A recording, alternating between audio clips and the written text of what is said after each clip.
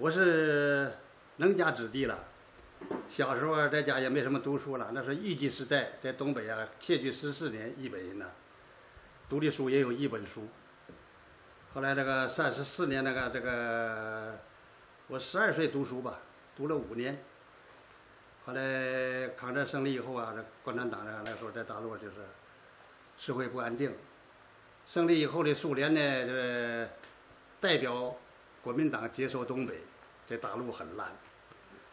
再加上那个共军那时候有部分地下人员在作烂，所以我的父亲叫我要找那个表叔啊，给我介绍部队来当兵。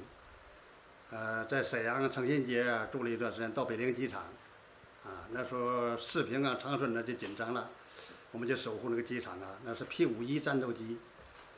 后来37年的时候，我们就奉令就调到葫芦岛，在葫芦岛36年秋天呢调到葫芦岛，在葫芦岛住了1年，37年就奉命啊撤到台湾来了，经过上海，然后到台湾。这个旅途呢，在上海待了2个来月，到了台湾呢，在金龙待了3天，后来就搬到嘉义机场，这是经过。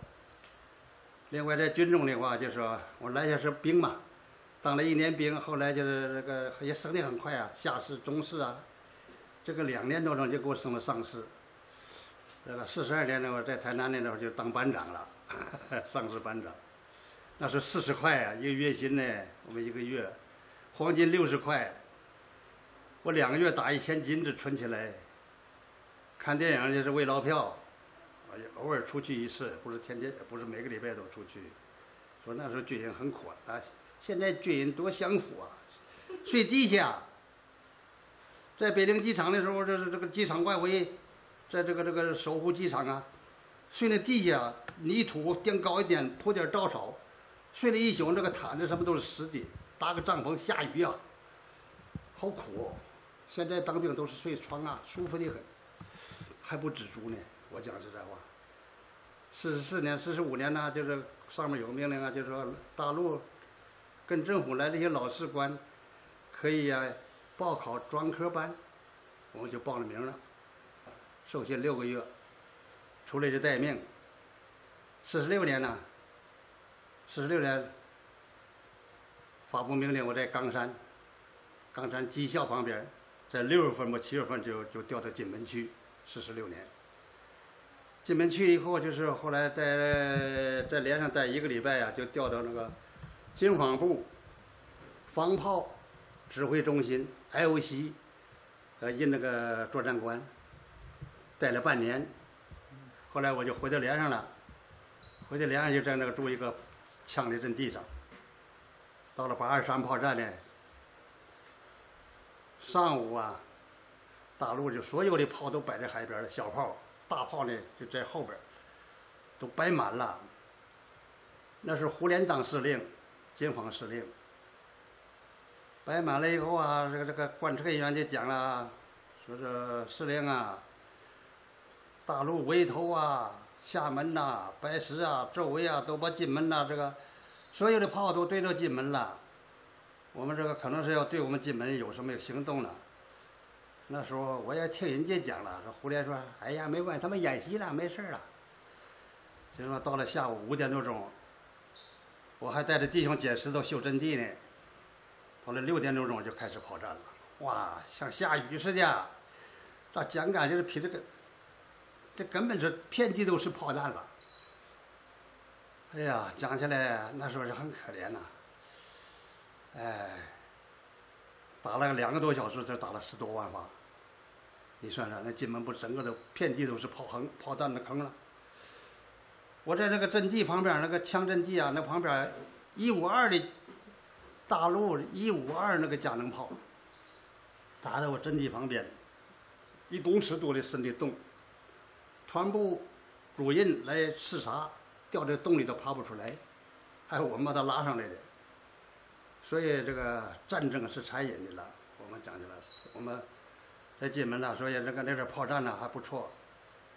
我在那防空沟啊、交通沟啊出来之后，祖上有德呀，破片从我胸口过去，不到2米呀、不到2公分呐、没打死，捡了一条命。中央一报有登刊，有我于洪禄的名字。第1连一个士官长，他开枪先打，就是辽老关上空有我们自己的86飞机，而共产党4架米格17啊，就是捷运拦截我们这个运补的运输机，说它低空飞呀、没打到我们运输机以后，他从那就赶快的低空就往厦门跑。我们看到了，他直接对我们飞。但是我们这个防炮部队有个命令，就是相机射击。什么叫相机啊？看到就能打，不看就不能打，打错了你要负责任。所以说，有我们自己的飞机在空中，还有敌人的飞机，这个时候就要侧方好看，直接的飞不容易看。我是认识那个米格17哦，尾翼高啊，但是我没看到。我说不能打，不打没罪，打错了还有罪，要判军法。这个部队是这样嘛。后来那个飞机到了45度角度，我说不对，我说赶快射击。这飞机喷气飞机快了，都超音速的了，一下就过去了，啊，就等于是换送炮了，换送就是打过去了。所以那时候我也上了报纸了，中央一报有刊登我。这是这个八上炮过程，那里面的八上炮程还有是吧？就是海战呐、我们太平舰不是有12艘鱼雷快艇啊，包围打，我都看到了。我在路上看得清清楚楚，2个多小时打，那个炮弹左右啊，那个血光弹呐、在海上飞来飞去啊。所以说啊，在金门炮战上，我们这个死了不少弟兄的，也是很可怜的。后来炮战结束了以后啊，12月份不到，我们部队就调回来，已经是停止不战了。大陆对金门呢就说不打了，啊，始终停战了，不打了，所以我们就回来了。所以我们这个连呢，从开始炮战开始，一直到炮战结束，才回到台湾来。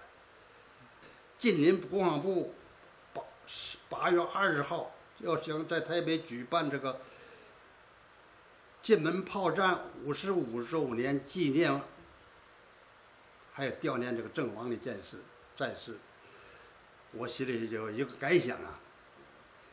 我说我们这些老兵在大陆上，在金门炮战，为什么一点表示对我们都没有？我现在就这几个我也讲话。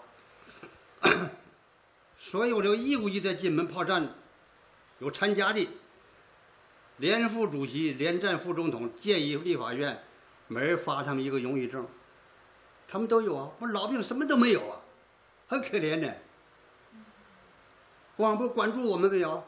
国防部有没有这个资料？83还几个老兵啊？大陆跟政府来谈老兵啊，没有了，没几个都死光了。青春20岁、14岁到台湾来，一直搞到50岁退休，一个月才不到2万块退休俸啊，怎么养个老娃啊？国家有注重这些问题没有？没有。我这参加83班从开始到结束，我都在金门呐。这炮战就是从这空中飞呀。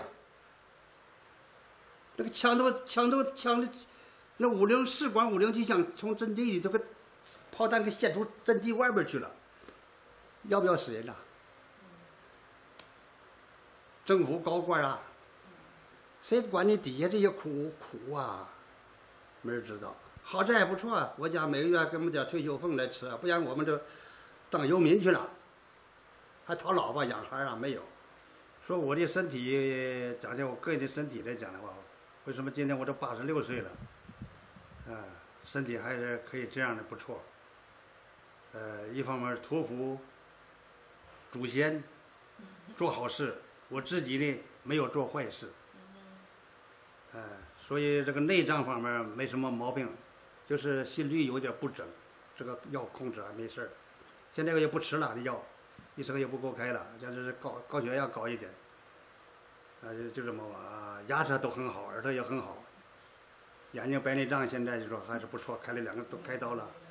那我的牙齿现在吃花生米还可以啊，这个样，我爬楼梯我慢慢爬还可以啊。现在这唯一遗憾的是啊，现在在这个社会上，大家都为了生活，儿子也生活，媳妇也想做事啊。一个老人家在屋里头，我要是想，哇，心脏病一躺在客厅里死了，小孩都不知道。啊，不知道哪一天，我说也好，干脆呀，心脏病一死的快一点，不受罪。我是抱着一个宗旨，就说活着呀要累，死的时候不要受罪。还有一方面也不要给小孩子拖累，这是最好的。我这心是很远的了，很远，也没什么大作为，很实在的，啊，不要有害人之心啊。看着人有什么问题的，我们能帮助老母就说没有，尽力而为。77年呢5月份回去旅行社东南旅行社给我办的要叫我香港那个有保啊。店铺有保你才能进去啊，没有保不进不去啊。大陆很严呐。好了，那退回来了，退回来又延长1个月。这一延长1个月，我老爸就病了，极地病了。说儿子怎么说回来这不回来呢？说5月18号回家，怎么没回来？延长到6月份去了。回去以后的话，我爸爸86了，回去水土不服，喝那个汽水啊，大陆自己造的，结果晚上发高烧。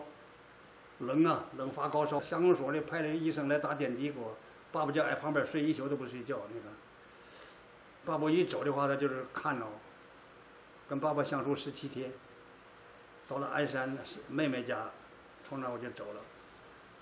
临走就跪拜老爸呀，我说我走了，明年儿子再回来看你，我就这样。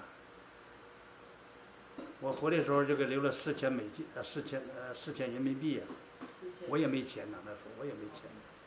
我找我朋友拿了5万块台币啊，回来我就给他了。所以可怜了。我那妹妹说，我说我哥哥没钱呐，穷啊。那时候讲了，我们到香港见面吧，不然我们跟爸爸什么到香港去看你，你回不来这样的，现在都讲的这个话，心酸酸的。后来我就讲回去了，我说你放心，我那表弟给写的，我姑姑的儿子，我说我再怎么样我要回去，啊，不管怎么样，已经爸爸2个叔叔还有姑姑婶婶5个长辈都在，我说我一定回去。所以就跟小孩子那时候读国中嘛，乡会中读国中，我说你们自己照顾啊，买着吃，早上买晚上买或者回来吃，啊，爸爸一定回去哦。我说不回去的话，对不起你爷爷。再穷我也要回去，啊，就这样，回去见了个面。啊，回来前12月份呢走了，老爸走了，所以我回去，这是我想的很恰当的回去。政府不再晚1年看不到了，这就看不到老爸了。